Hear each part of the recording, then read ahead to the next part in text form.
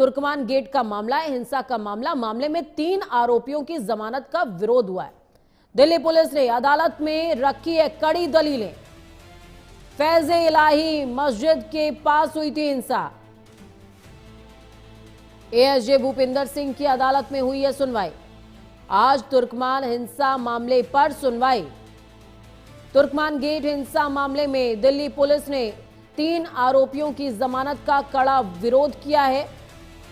फैज़े इलाही मस्जिद के पास ध्वस्तीकरण की कार्रवाई के दौरान हिंसा से जुड़े इस मामले में पुलिस ने अदालत के सामने अपनी दलीलें रखी हैं।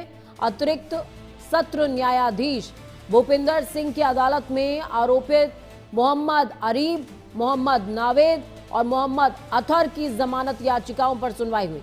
अब इस मामले की अगली सुनवाई 5 फरवरी को होगी।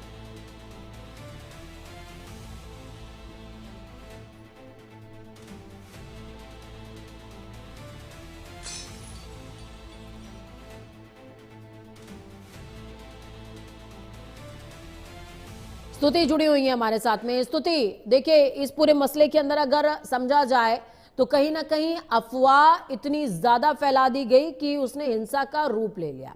अब पूरे मामले में जब जमानत याचिका और तमाम मामलों में सुनवाई हो रही है, आज दोबारा से इसकी सुनवाई होनी है, क्या कुछ अपडेट है? क्योंकि जमानत का विरोध किया जा रहा है तीनों आरोपियों के। जी बिल्कुल, देखिए जिस तरह से तुर्कमान गेट पर एक हिंसा नजर आई, उसके बाद में इस पर जो 3 आरोपियों की जमानत पर दलील दी गई, दिल्ली पुलिस की तरफ से अपना पक्ष रखा गया और ऐसे में उनके वकील की तरफ से कहा गया कि इन लोगों को जमानत नहीं दी जा सकती है। इस पर कोर्ट ने भी माना कि इन लोगों का जो रवैया था वो पूरा हिंसात्मक था और ऐसे में इनको जमानत नहीं दी जा सकती है। इसी फैसले को जो है पहले सुरक्षित रख लिया गया था और इस फैसले पर आज फिर सुनवाई होगी। तथ्य दिख रहा है क्योंकि ये बात मानी गई कि जो लोग आरोपी पाए गए हैं वो किसी के बहकावे में आए थे, जिसके बाद उन्होंने पथराव किया था, हिंसा की थी, हिंसा का रूप वहां पर ले लिया जाता है।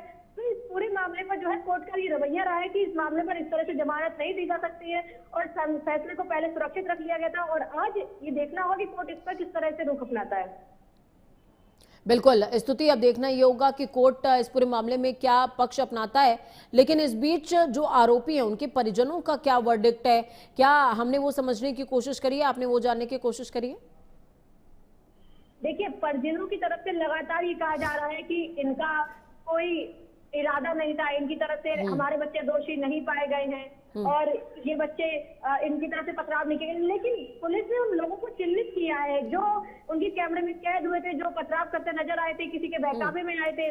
तो ऐसे में पुलिस की तरफ से बहुत स्ट्रॉन्ग पक्ष दिया गया है कि ये लोग उसमें शामिल थे, हिंसा को इन्होंने भड़काया है, जैसे इन्होंने पथराव किया है, यानी कि पूरा हिंसात्मक रूप वहां पर पुलिस कार्रवाई करने गई थी, वहां पर बुलडोजर कार्रवाई चल रही थी, तो उस दौरान ये आते हैं, वहां पथराव करते हैं। तो ऐसे में कहीं ना कहीं तथ्यों को बहुत मद्देनजर रखा जा रहा है। हालांकि परिवार लगातार ही कह रहा है कि हमारे बच्चे दोषी नहीं है, उनके साथ न्याय होना चाहिए और उन्होंने पथराव नहीं किया। तमाम परिवार की तरफ से ये जो है अपना पक्ष रखा जा रहा है। लेकिन अगर बात करें तो कानून जो प्रणाली है वो सबूतों के आधार पर चलती है और ऐसे में उनको चिन्हित किया गया है, उनका जो इन्वॉल्वमेंट है वो पाया गया है।